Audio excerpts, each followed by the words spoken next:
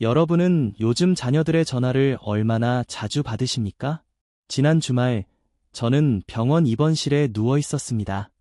갑작스러운 심장 발작으로 응급실에 실려온 지 사흘째입니다. 창밖으로 내리는 비를 멍하니 바라보며 휴대폰만 붙들고 있었죠. 하지만 그 휴대폰은 울리지 않았습니다. 아버지가 위독하시다는 소식을 모두에게 전달했다고 하던데 사흘이 지나도록 단 한 명도 병문안을 오지 않았습니다. 간호사가 안타까운 표정으로 물었습니다. 할아버지 가족분들은 언제 오세요? 그때 마침 걸려온 큰아들의 전화에 가슴이 떨렸습니다. 하지만 들려온 말은 아버지 지금 출장 중이라 못 갈 것 같아요. 그리고 솔직히 말해서 아버지가 평생 우리에게 해온 간섭과 잔소리를 생각하면 병문안 가기가 쉽지 않네요. 빨리 나으세요. 전화를 끊고 천장을 바라보며 저는 생각했습니다. 내가 뭘 그렇게 잘못했길래 60년 넘게 자식을 위해 살았는데 정작 내가 위독할 때는 곁에 없다니. 그 순간 느낀 외로움과 배신감은 심장 발작보다 더 아팠습니다. 병실 창가에 떨어지는 빗방울이 제 눈물과 섞여 흘러내렸습니다. 평생 자식을 위해 모든 것을 바쳤는데 결국 혼자 남겨진 것입니다. 이보다 더 가슴 아픈 일이 있을까요? 더 가슴 아픈 사실은 무엇인지 아십니까? 이런 비극적인 관계는 막을 수 있었다는 것입니다. 제가 진작에 오늘 여러분께 알려드릴 핵심 원칙을 알았더라면 아들과의 관계가 이렇게까지 망가지지 않았을 것입니다. 바로 지금 이 영상을 시청하고 계신 여러분께 간절히 말씀드립니다. 아직 늦지 않았습니다. 지금 이 순간 여러분의 자녀 관계가 어떤 상태인지 상관없이 오늘 배우실 내용이 여러분의 가족 관계를 완전히 바꿔 놓을 것입니다. 이 영상을 끝까지 보지 않으시면 여러분도 언젠가 제가 겪은 그 고통스러운 순간을 마주하게 될지도 모릅니다. 자녀와의 관계는 한번 무너지면 회복하기 어렵습니다.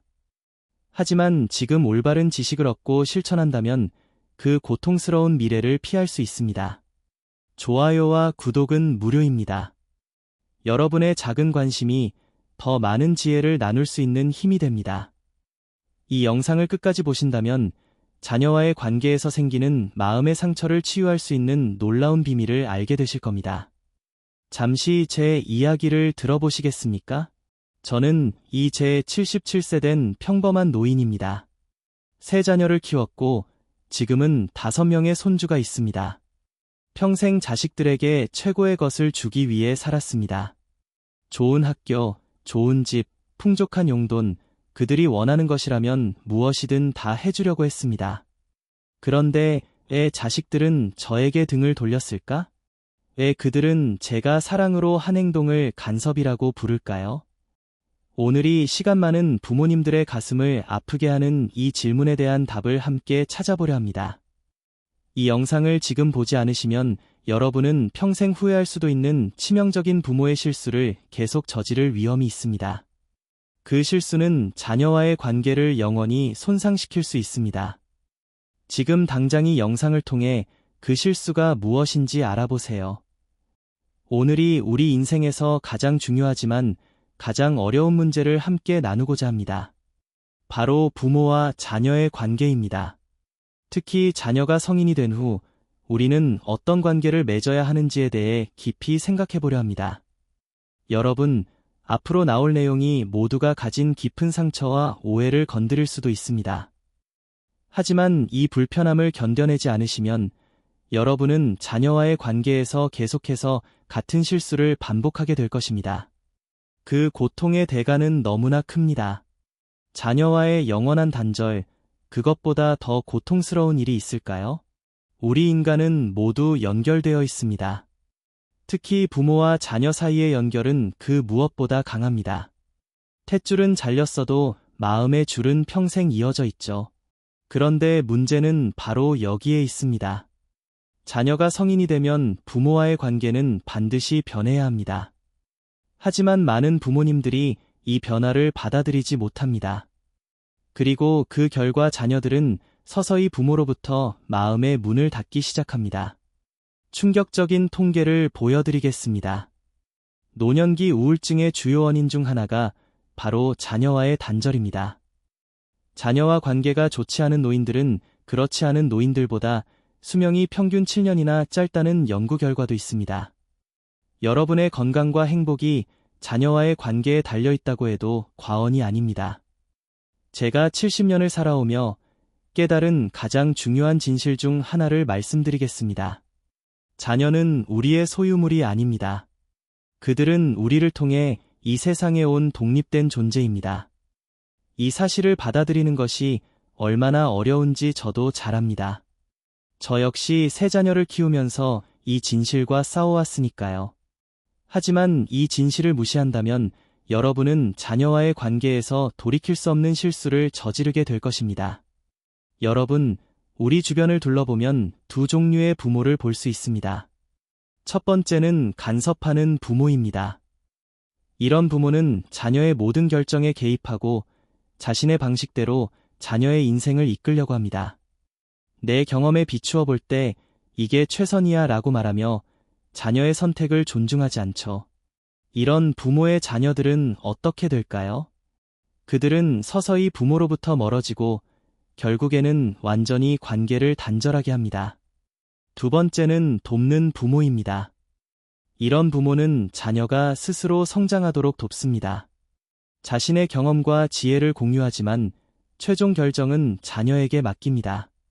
이런 부모의 자녀들은 어떻게 될까요? 그들은 평생 부모를 존경하고 신뢰하며 어려운 일이 있을 때마다 부모에게 조언을 구합니다. 여러분은 어떤 부모가 되고 싶으신가요? 정직하게 자문해 보십시오. 그리고 지금 여러분은 어떤 부모인지 생각해 보세요.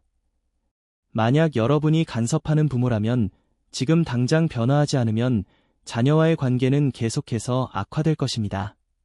이건 다 너를 위해서야.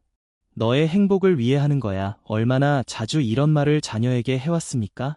그리고 그 말이 정말 진실이었을까요? 불편한 진실을 말씀드리겠습니다. 때로는 우리가 사랑이라는 이름으로 자녀의 성장을 방해하고 있을 수 있습니다. 그리고 그 대가는 자녀와의 관계 단절이라는 고통스러운 결과로 돌아옵니다. 제 친구 박 씨의 이야기를 들려드리겠습니다. 그는 아들이 의대에 가길 간절히 바랐습니다.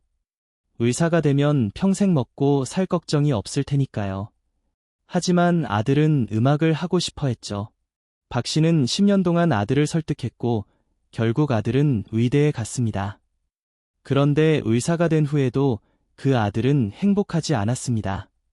우울증에 시달렸고 결국 40대 중반의 모든 것을 포기하고 음악의 길을 다시 찾기 시작했습니다. 그는 아버지에게 이렇게 말했다고 합니다. 아버지, 당신은 내게 안정된 미래를 주셨지만 내 영혼을 죽였어요. 이제 더 이상 아버지와 대화하고 싶지 않아요.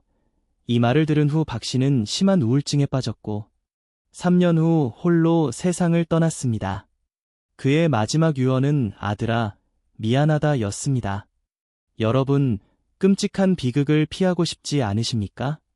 지금 이 순간 여러분의 선택이 여러분과 자녀의 미래를 결정합니다.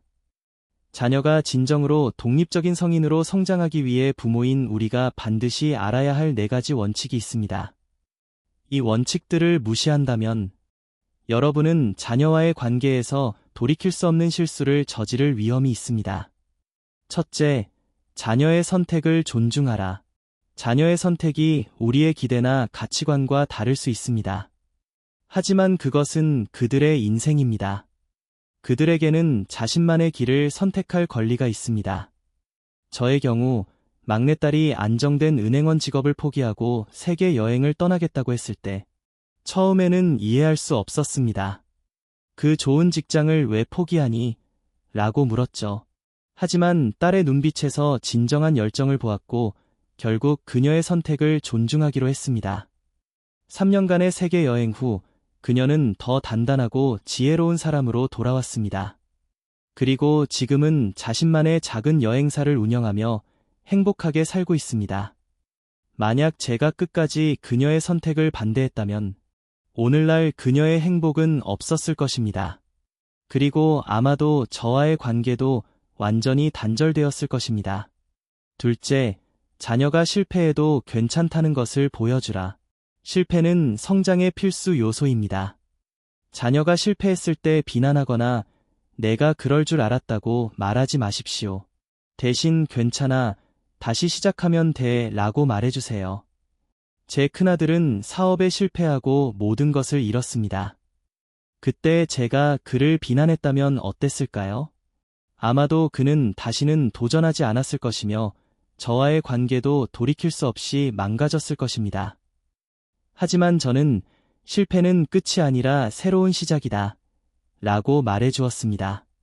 오늘날 그는 더 단단한 사업가로 성장해 안정된 회사를 운영하고 있으며 매주 저를 찾아와 함께 시간을 보냅니다.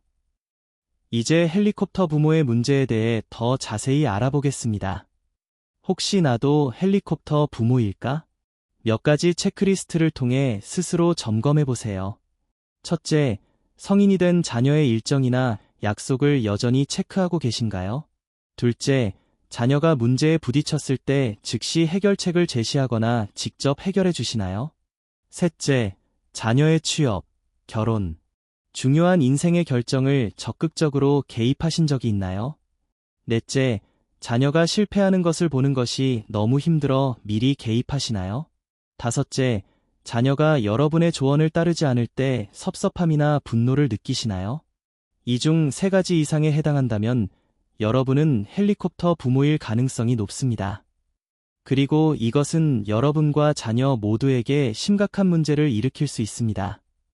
제 이웃 김 할머니의 이야기를 들려드리겠습니다.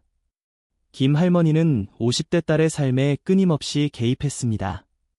딸이 이혼했을 때는 직접 나서서 새로운 남자를 소개시켜 주려고 했고, 딸의 자녀 교육 방식에도 매일 이러쿵저러쿵 말을 했습니다. 심지어 딸의 재정 문제까지 간섭했습니다. 그 결과 딸은 결국 어머니와의 접촉을 최소화하기 시작했습니다. 전화도 점점 뜸해졌고 방문도 줄었습니다. 지금 김 할머니는 딸 가족과 한두 번 정도만 만나고 있습니다. 명절에 잠깐 얼굴을 보는 정도죠. 왜 우리 딸은 이렇게 나를 냉대할까? 김 할머니는 이해하지 못합니다. 하지만 진실은 명확합니다. 끊임없는 간섭과 통제가 딸을 멀어지게 만든 것입니다. 부모가 모든 걸 대신 해결해주는 순간, 자녀는 스스로 판단하고 결정하는 법을 배우지 못합니다. 이것은 마치 아이에게 자전거 타는 법을 가르친다고 하면서 실제로는 항상 부모가 자전거를 끌고 가는 것과 같습니다. 그 아이는 결코 균형을 잡는 법을 배우지 못할 것입니다. 심리학자들의 연구에 따르면 부모의 간섭이 많을수록 자녀는 더 흔들리고 불안해한다고 합니다. 왜 그럴까요? 그들은 항상 부모의 판단에 의존해왔기 때문에 스스로 결정하는 근육이 약해졌기 때문입니다. 프랑스 철학자 몽테뉴는 이렇게 말했습니다. 부모가 자녀에게 줄 수 있는 가장 큰 선물은 뿌리와 날개다. 뿌리는 안정감을, 날개는 자유롭게 날 수 있는 용기를 의미합니다. 여러분은 자녀에게 안정감은 주셨을지 모르지만 혹시 날개를 주는 것은 잊으신 건 아닐까요? 제가 알고 있는 한 노부부의 이야기를 들려드리겠습니다. 이 부부는 아들이 40세가 되었을 때도 여전히 아들의 모든 결정에 개입했습니다. 직업 선택부터 결혼 상대까지 모든 것을 부모가 결정했죠. 아들은 부모의 바람대로 안정된 공무원이 되었고 부모가 선택한 여성과 결혼했습니다. 겉으로 보기에는 완벽한 가정이었습니다. 하지만 50세가 된 아들은 어느 날 갑자기 모든 것을 포기하고 사라졌습니다. 1년 후 그가 돌아왔을 때 그는 이렇게 말했습니다. 평생 부모님이 원하는 대로 살았습니다. 하지만 그것은 제 인생이 아니었습니다. 이제는 진짜 제 인생을 살고 싶습니다. 그 후 그는 직장을 그만두고 아내와도 이혼했습니다. 그리고 평생의 꿈이었던 목공예를 배우기 시작했습니다. 지금 그는 작은 목공소를 운영하며 비록 예전보다 수입은 적지만 훨씬 행복한 삶을 살고 있습니다. 이야기가 우리에게 주는 교훈은 무엇일까요? 부모의 과도한 간섭과 통제는 결국 자녀의 삶을 망칠 수 있다는 것입니다. 그들이 스스로 선택하고 실패하고 배울 기회를 빼앗지 마세요. 그것이야말로 진정한 사랑입니다. 충격적인 진실을 말씀드리겠습니다. 부모는 자녀를 키우는 사람이지 자녀를 위해 모든 것을 희생해야 하는 존재가 아닙니다.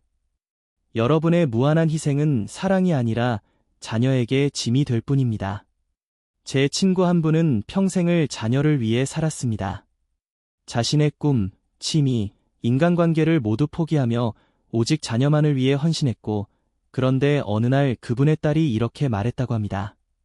엄마, 당신은 왜 항상 나를 핑계로 당신의 삶을 살 거예요? 그게 나를 얼마나 부담스럽게 하는지 알아요. 이 말을 들었을 때 그분이 얼마나 충격을 받았는지 상상이 되십니까? 평생 자녀를 위해 희생했는데 그것이 오히려 자녀에게 부담이 된다니요. 하지만 이것이 진실입니다. 부모가 자신의 삶을 충실히 살 때 자녀도 자신만의 길을 당당히 걷고 싶어집니다. 부모의 행복한 모습은 자녀에게 너도 내 삶을 사랑하며 살아도 괜찮아 라는 메시지를 전달합니다. 여러분, 자녀를 진정으로 사랑한다면 먼저 자신을 사랑하세요. 저는 은퇴 후 처음으로 제 자신을 위한 시간을 가졌습니다. 평생 미뤄두었던 악기 연주를 배우기 시작했고 친구들과 등산 모임도 만들었습니다. 처음에는 이렇게 나 자신을 위해 시간을 쓰는 것이 이기적인 것 같아 죄책감이 들었습니다. 하지만 놀랍게도 제가 행복해지자 자녀들과의 관계도 더 좋아졌습니다. 이제 자녀들은 제게 아버지, 요즘 어떤 새로운 취미를 시작하셨어요? 라고 묻습니다. 그리고 제가 새로운 것을 배우고 즐기는 모습을 보며 자랑스러워합니다. 제가 저 자신의 삶을 살기 시작하자 자녀들도 더 이상 저를 책임져야 할 부담으로 느끼지 않게 된 것입니다. 많은 노부모들이 이런 말을 합니다. 나는 자식 잘 되는 것만 보면 된다. 하지만 이런 생각이 얼마나 위험한지 아십니까? 자녀의 행복에만 의존하는 순간 여러분은 자신의 행복을 통제할 수 없는 외부 유인에 맡기는 것입니다. 그리고 그것은 여러분과 자녀 모두에게 엄청난 부담을 줍니다. 지금 이 순간부터 자신만의 인생 목표를 세우세요. 자녀가 아닌 여러분 자신을 위한 버킷리스트를 만들어 보세요. 그리고 하나씩 실천해 나가세요. 여러분이 행복해질수록 자녀와의 관계도 더 건강해질 것입니다. 한 연구에 따르면 은퇴 후 새로운 취미나 목표를 가진 노인들은 그렇지 않은 노인들보다 우울증에 걸릴 확률이 70% 낮다고 합니다. 그리고 더 중요한 것은 이런 노인들의 자녀들은 부모와의 관계에 더 만족한다는 점입니다. 여러분, 자녀를 사랑한다면 먼저 자신을 사랑하세요. 그것이 바로 자녀에게 줄 수 있는 가장 큰 선물입니다.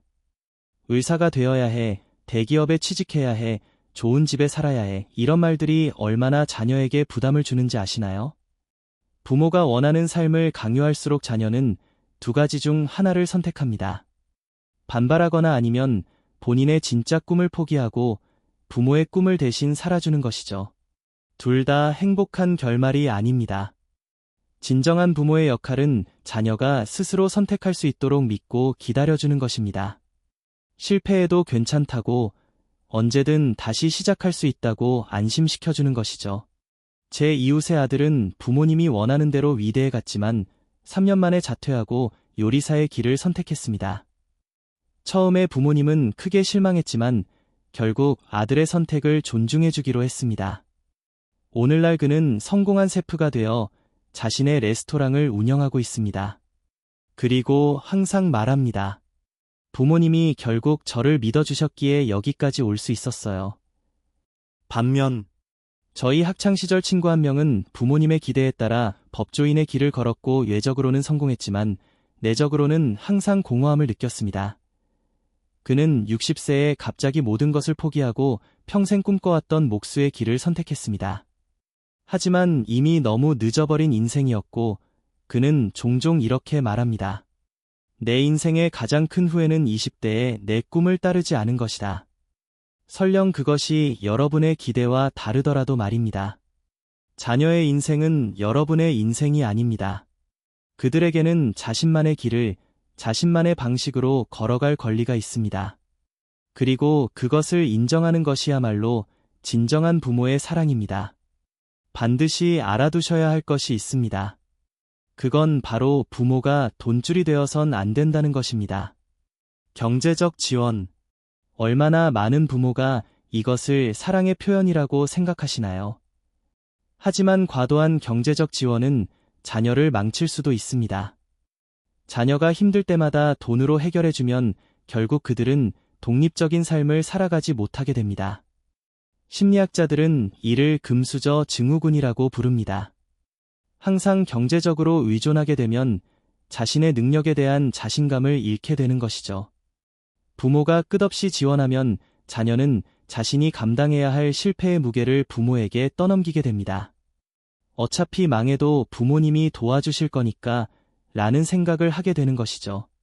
제 친구 중 한 명은 60대 중반인데도 여전히 40대 아들에게 매달 생활비를 보내고 있습니다. 아들은 직장을 다니지만 항상 돈이 부족하다며 부모에게 손을 벌립니다. 제 친구는 어느 날 이렇게 말했습니다. 내가 아들을 너무 오래 도와준 것 같아. 이제 와서 끊을 수도 없고 내 노후 자금이 점점 줄어들고 있는데 어떻게 해야 할지 모르겠어. 이것이 바로 경제적 의존의 함정입니다. 한번 시작하면 끊기 어렵고 결국 부모와 자녀 모두 불행해집니다. 자녀를 진짜 성공하게 만드는 방법은 스스로 돈을 벌고 책임지는 법을 배우게 하는 것입니다. 물고기를 주는 것이 아니라 물고기 잡는 법을 가르쳐야 합니다. 저는 손주들에게 용돈을 그냥 주는 대신 집안일을 도와주면 그에 맞는 보상을 주는 방식을 택했습니다. 그들은 이를 통해 돈의 가치와 일의 소중함을 배웠습니다. 지금 큰 손주는 대학생이 되었는데 아르바이트를 하며 스스로 용돈을 벌고 있습니다. 그리고 자랑스럽게 말합니다. 할아버지, 제가 번 돈으로 할아버지께 식사 대접할게요. 이렇게 자녀가 경제적으로 독립할 수 있도록 도와주는 것이 진정한 사랑입니다. 단기적으로는 어려울 수 있지만 장기적으로는 그들의 인생을 구하는 일입니다.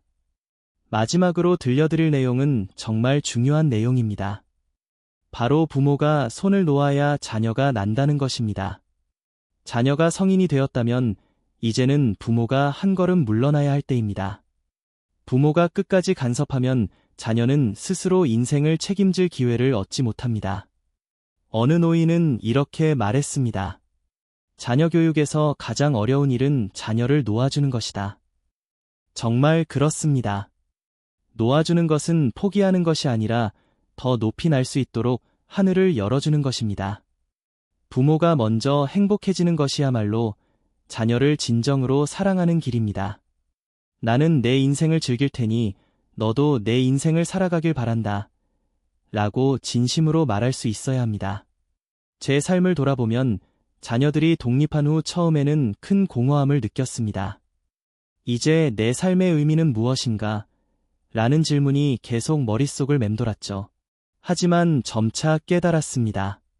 이제야말로 제 자신을 위한 삶을 살 기회라는 것을. 저는 새로운 취미를 찾고 오래된 꿈을 다시 꾸기 시작했습니다. 그리고 놀랍게도 제가 제 인생을 살기 시작하자 자녀들과의 관계도 더 깊고 의미 있게 변화했습니다. 그들은 이제 저를 책임져야 할 부담이 아니라 함께 인생을 나누는 동반자로 여기게 되었습니다. 부모가 믿어주고 기다려줄 때 자녀는 스스로 성장하고 진짜 어른이 됩니다. 이것이 부모가 자녀에게 줄 수 있는 가장 소중한 선물입니다. 바로 자유와 신뢰입니다. 여러분, 자녀의 인생에서 물러서는 것은 두려운 일일 수 있습니다. 하지만 그것은 동시에 가장 위대한 사랑의 표현입니다. 그들이 자신만의 날개로 날 수 있도록 용기를 주세요.